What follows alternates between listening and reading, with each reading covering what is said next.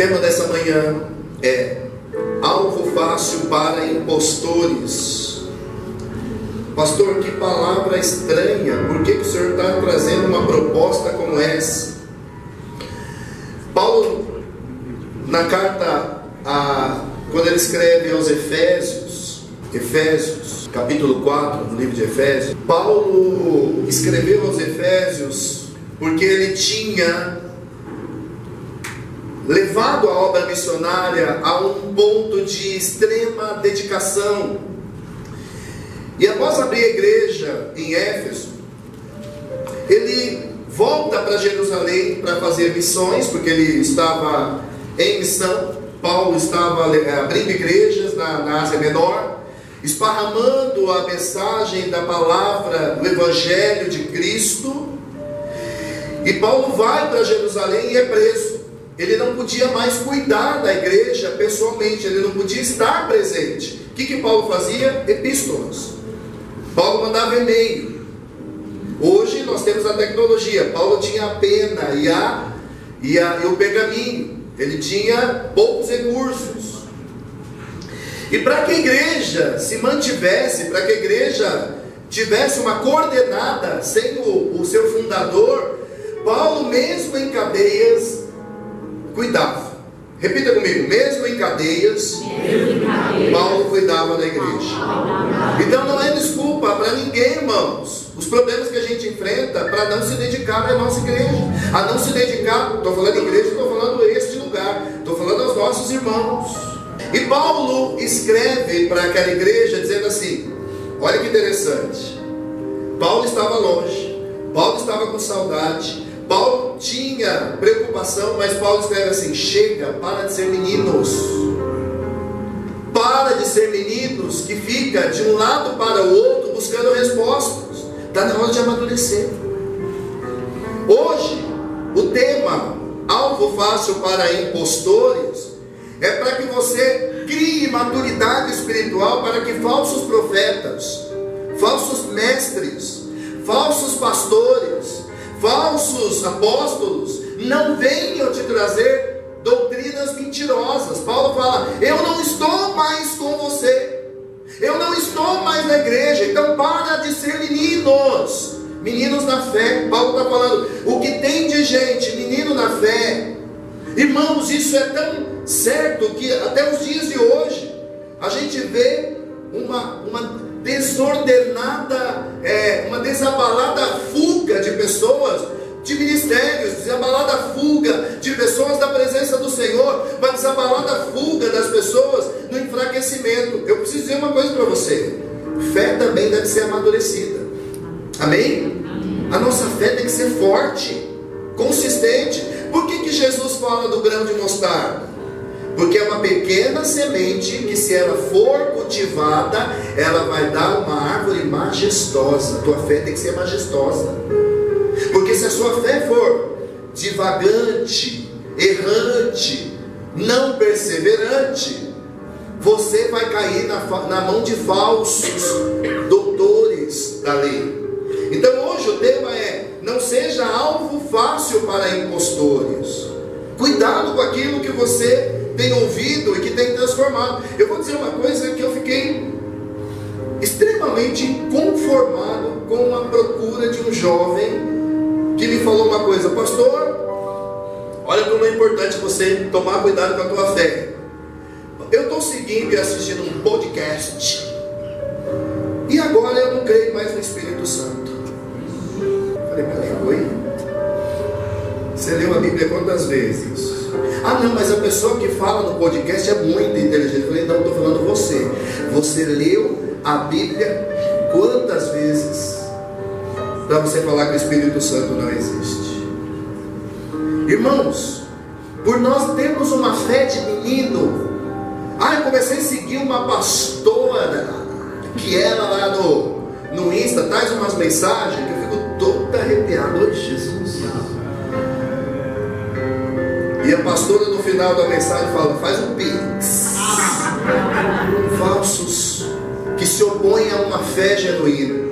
Sabe o que esses falsos estão fazendo? Porque quando a Bíblia fala que o ladrão vem para matar, roubar e destruir, a Bíblia não está falando falando do diabo, a Bíblia está falando dos falsos mestres, falsos profetas. A Bíblia está falando dos devoradores da fé genuína. Irmãos, quantas pessoas chegam dentro da igreja com aquela fé, querendo entregar ao Senhor tudo do seu melhor, encontra o lobo devorador nos altares e destrói a fé dessas pessoas. Só que Paulo não fica passando a mão em quem fica na fé pequena, não. Paulo fala: para de ser menino na fé, porque quem tem uma fé constante não cai na mão dos impostores. Paulo está falando: amadureça. Paulo está falando: cresça. Amém, irmãos? Envelhecer é inevitável. Enquanto nós estamos aqui nessa terra, cada minuto, meu irmão, cada hora, cada segundo, nosso corpo ele vai amadurecendo. Quer dizer, envelhecimento é natural. Crescer, né, e amadurecer é natural. Isso faz parte do nosso físico, da nossa fisiologia. Não somos mais o que éramos ontem. Isso é natural. Agora, amadurecer, isso é opcional. Eu preciso não me contentar em terminar o ano de 2024 com a mesma fezinha que eu comecei em janeiro. Algo novo tem que acontecer. A engrenagem do Senhor, ela faz com que tudo se faça novo. Águas novas o tempo todo vão nesse moinho. O que tem de irmãos que estão menininhos ainda, comendo mingauzinho, de tudo se dói. Então Paulo está falando: seja mais menino na fé, não, porque qualquer um que chegar a falar qualquer coisa, você vai acreditar. Agora nós vamos para Efésios. Vamos lá, Efésios 4, de 1 a 16. Vamos lá comigo. Vamos lá. Paulo diz assim: como prisioneiros do Senhor, rogo-lhe que vivam de maneira digna da vocação que receberam, sejam completamente humildes e dóceis, e sejam pacientes, suportando uns aos outros com amor, né? Façam todo o esforço, e às vezes muito, para conservar a unidade do Espírito pelo vínculo da paz. Há um só corpo e um só Espírito, assim como a esperança para a qual vocês foram chamados é uma só. Há um só Senhor, uma só fé, um só batismo. Tem uns irmãos que tomam banho em umas igrejas, aceita Jesus 3 quintos, vai na igreja tal, aceita Jesus, batiza, vai na outra. Mas na outra eu não senti o batismo como era para ser. Meu irmão, você vai mergulhar em 500 igrejas. Se você não mergulhar no teu espírito verdadeiramente, você vai viver tomando banho.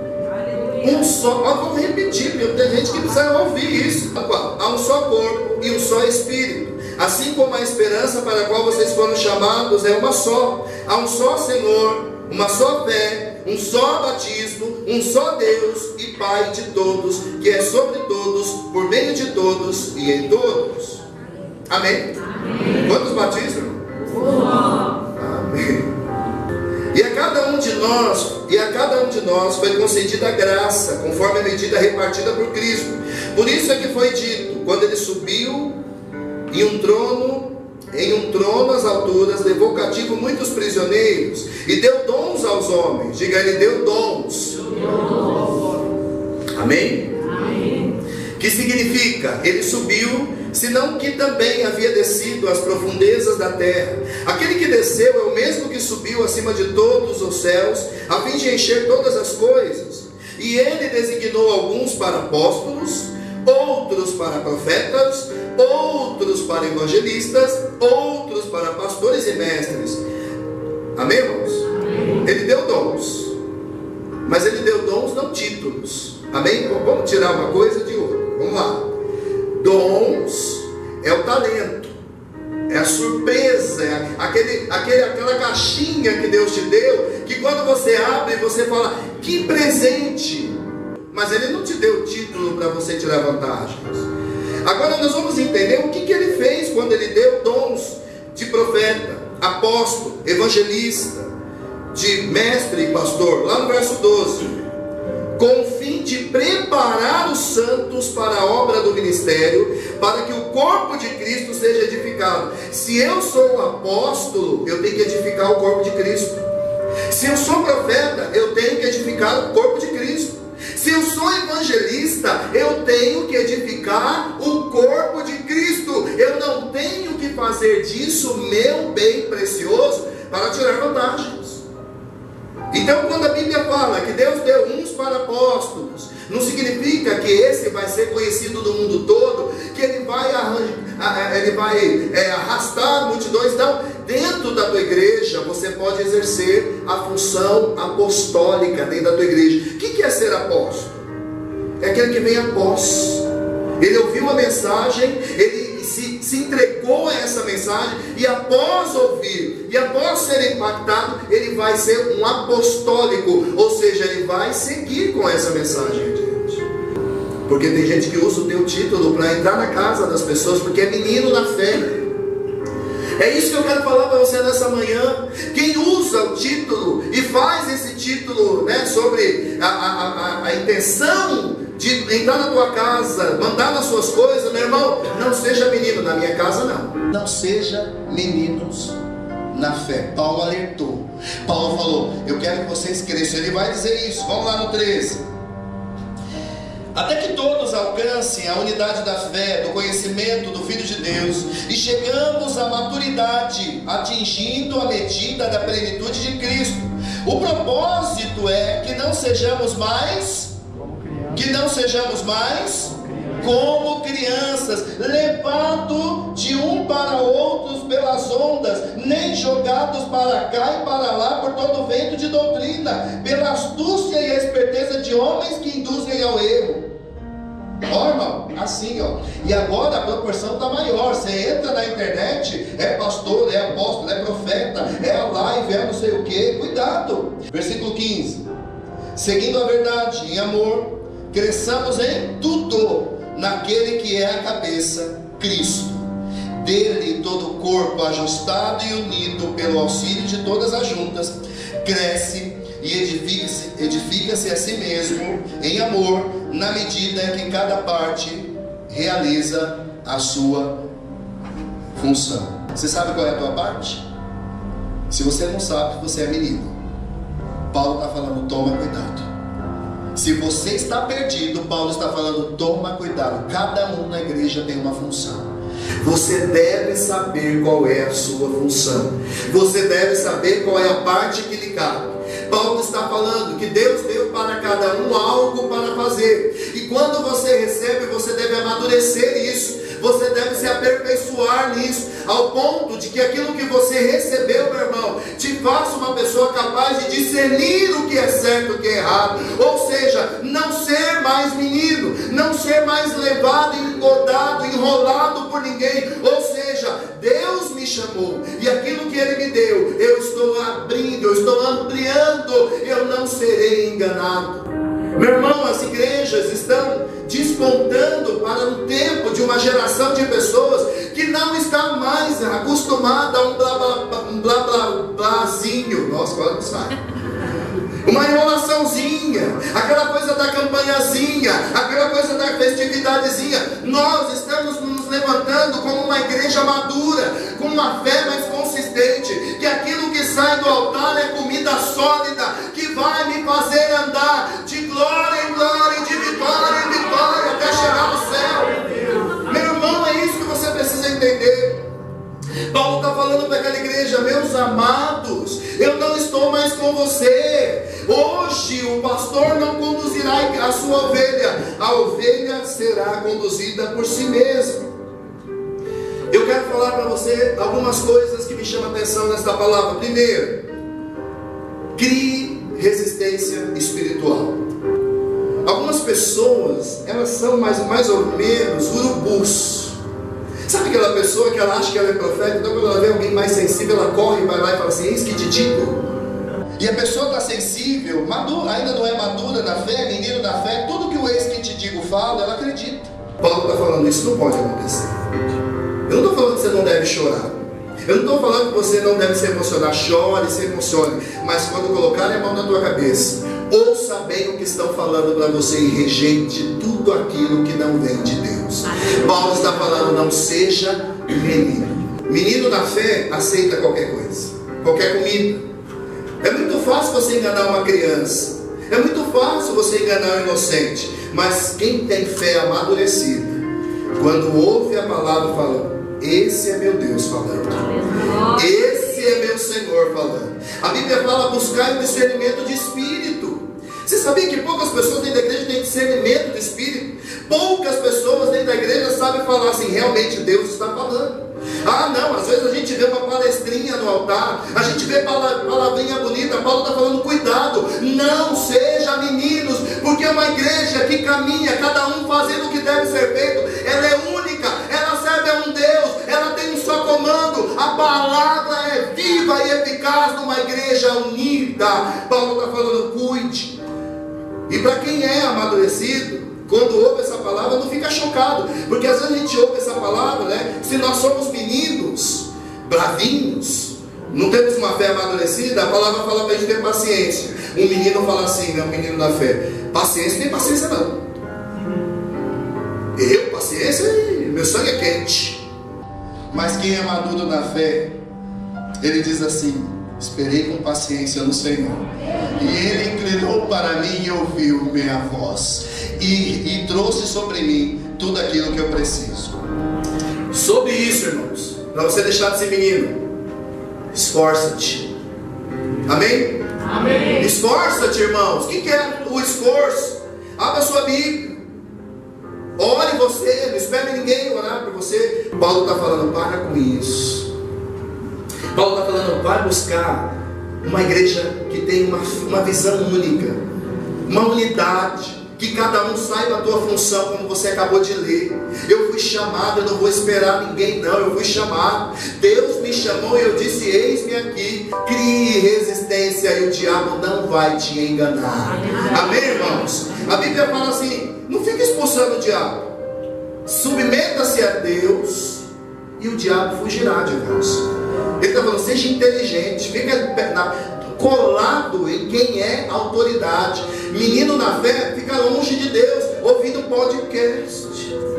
Vou fazer uma pergunta: e você, espiritualmente, qual é a sua idade espiritual? Tem gente que conheceu Jesus assim e assim ficou. E aí, irmão, na hora da guerra, como que uma pessoa assim vence guerra? Precisamos aprender, irmãos. Eu quero terminar essa ministração fazendo um apelo para a tua vida. Hoje, se o Senhor quiser levantar um exército combatente para vencer desafios espirituais, você estaria preparado? Amém. Oh, glória! Se o Senhor convocar um exército para uma grande batalha espiritual, lembrando que a batalha que o Senhor venceu lá no deserto não foi uma batalha com armas, foi uma batalha de inteligência. Jesus venceu com a inteligência, e o diabo retrucava usando o mesmo critério de Jesus. Jesus falava a palavra, Satanás falava a palavra, até que no momento certo o Senhor mostrou que ele estava usando a palavra de maneira como um impostor, né? Para fazer o teu desejo tornar-se realidade. Hoje o Senhor está fazendo uma convocação aqui. Posso ouvir um amém? Amém. Mas a batalha é tua. A batalha é tua. E eu vou falar uma coisa que vai doer em algumas pessoas. Se a batalha é tua e você não está preparado, se você for um menino na tua batalha, não pense você que ninguém vai tomar a sua batalha para te defender, porque todos estão correndo a sua própria batalha. Você sabe qual é a maior estratégia do diabo em manter as pessoas perto dele? Manter as pessoas enfraquecidas, sem conhecimento. A maior estratégia do diabo não é ficar tocando a sua prosperidade, tocando a sua vida emocional. A maior e mais significativa estratégia do diabo é manter você assim, ó, um menino. Tudo que ele fala você acredita. Ele bate o pé e você sai correndo. Aí ele conta a história do lobisomem e você acredita. Aí ele conta a historinha do Chapeuzinho Vermelho, você acredita. Está na hora de amadurecer. Amém, irmãos? Amém. O que tem de irmãos vivendo fábula? Fábula, pastor, repreende o demônio do meu fogão. Quando vem dessas histórias, eu falo, Jesus, não amadureceu ainda. Oh, irmãos, cuidado. Pessoas maduras na fé, escolhe o que ele assiste, escolhe o que ele ouve, escolhe o que ele diz.